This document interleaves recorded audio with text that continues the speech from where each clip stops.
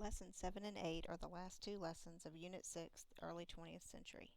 This has us looking at Standard 9, describing the impact of World War II on Georgia's development economically, socially, and politically.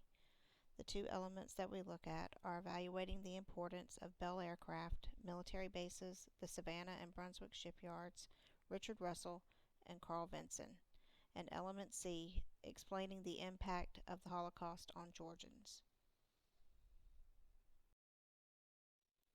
The unit essential question that you should be able to answer by the end of this lesson is what led to the U.S. involvement in World War II and how did our involvement impact Georgia? The essential vocabulary that you may not already know would be Bell Aircraft, Richard Russell, and Carl Vinson.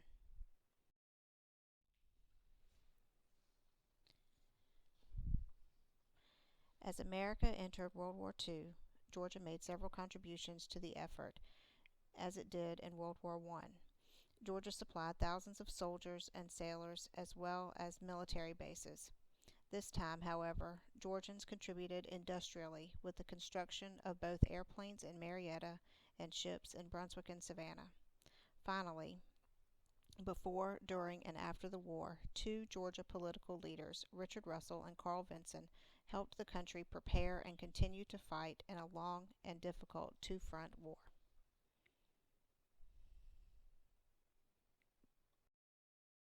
Let's first take a look at Bell Aircraft. In the short term, the arrival of Bell Aircraft Company in Marietta, Georgia was important for the production of the B-29 bomber, a bomber that was America's most technologically advanced of the war. The company was able to produce over 650 of the bombers before the end of World War II. Some of the planes were used in World War II and later in the Korean War. However, the Bell Aircraft Company had an even more important impact on the economy of Georgia. During the war, almost 30,000 people, many from Georgia, were employed at the largest plant to have ever been built in the Deep South. After the war, the plant closed until 1951. However, the Lockheed Martin Company took over the facility that continues to employ Georgians today. Due to the proximity of the plant, the Dobbins Air Force Base was located nearby, adding more employment opportunities for the area.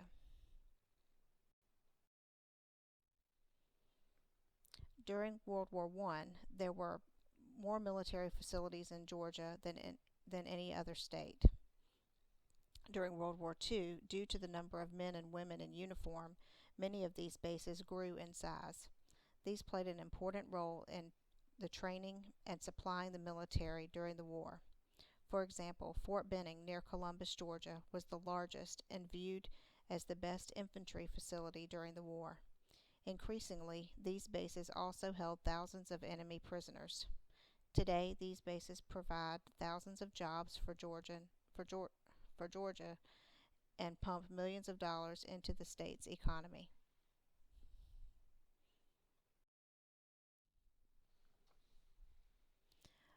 A major contribution during the war came from the large number of civilians, many of them women, who built Liberty ships during the war. These ships were used to transport troops and supplies to both the European and Pacific fronts.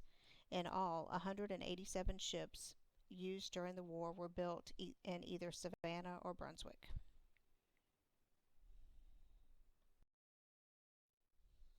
Richard B. Russell, Jr. was born in 1897 and died in 1971. He was the governor of Georgia and a U.S. Senator, serving in the Senate for 38 years. Born in Winder, Georgia, Russell was a graduate of the University of Georgia. After serving as a lawyer for a year, at the age of 23, he was one of the youngest people ever elected to the Georgia General Assembly. In 1931, Russell was elected governor of the state, the youngest in the 20th century.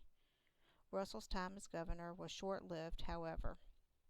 The death of Senator William J. Harris vacated a Senate seat, which Russell won. Russell played a major role as a senator, serving on the Armed Services and Appropriations Committees. He gained a great amount of influence on U.S. military policy. An advocate for a strong military during the 1930s, he helped the U.S. prepare to fight in World War II.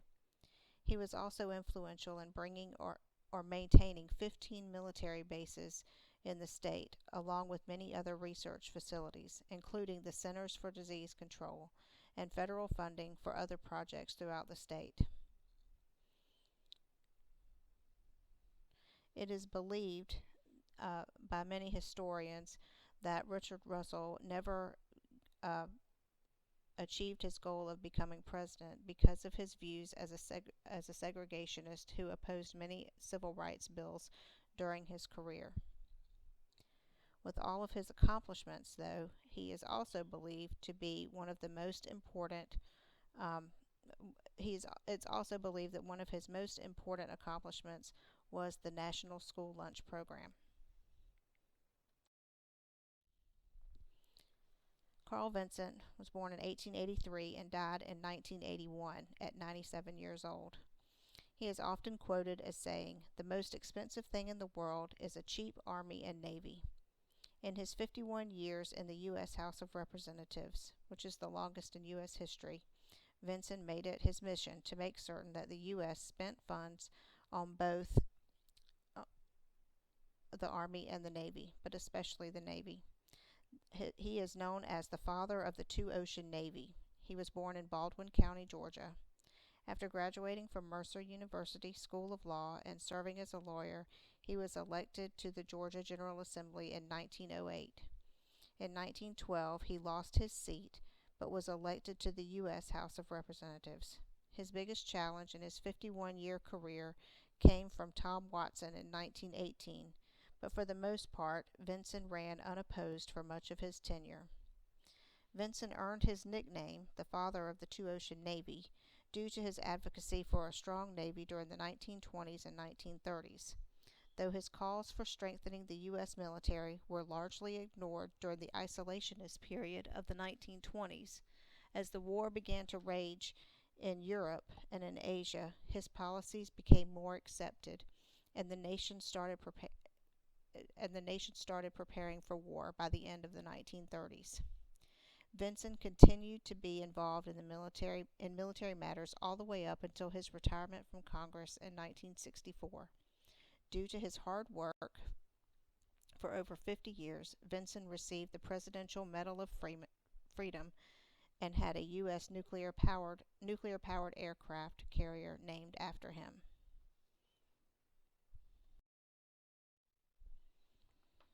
For Element C, we're looking at the impact of the Holocaust on Georgians. The Holocaust was the systematic mass murder of over 6 million Jews in Europe.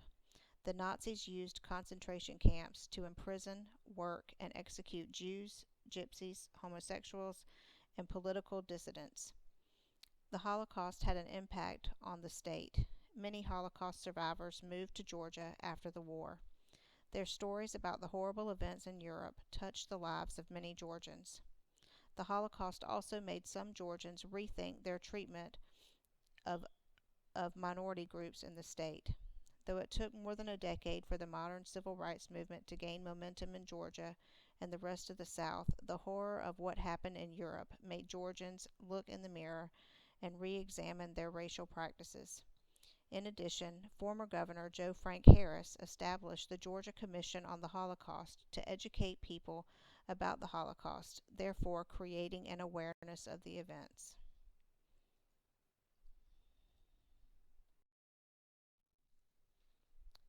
So just some facts about Georgia during World War II are listed on the screen that you'll see. Over 320,000 Georgians joined the military, and over 7,000 Georgians were killed during World War II. The military bases, just as they had helped the economy during World War I, gave an even bigger boost during World War II. Farmers, again, were needed to grow crops. The average income for a farmer tripled during World War II. There were limits put on the consumption of goods. This is called rationing. The goods were gasoline, meat, butter, and sugar. Individual Americans grew victory gardens, which are small family gardens, to make sure that there was enough food for the soldiers. And there were POW camps in several of Georgia's military bases. during the war, the expectation was that everyone would help in the war effort. One of the things that came from the war is the GI Bill, which is still in place today. This is a law that helped returning soldiers adapt to civilian life. And using the GI Bill, soldiers can get low-cost loans for homes and businesses, and it enables them to get college education. So let's make a prediction. When the war ended, many women and African Americans did not want to go back to the kind of life that they had before the war. How do you think these feelings will lead to the events during the last half of the 20th century? Now that you're finished with this video, I want you to go back to Google Classroom and mark this task as done.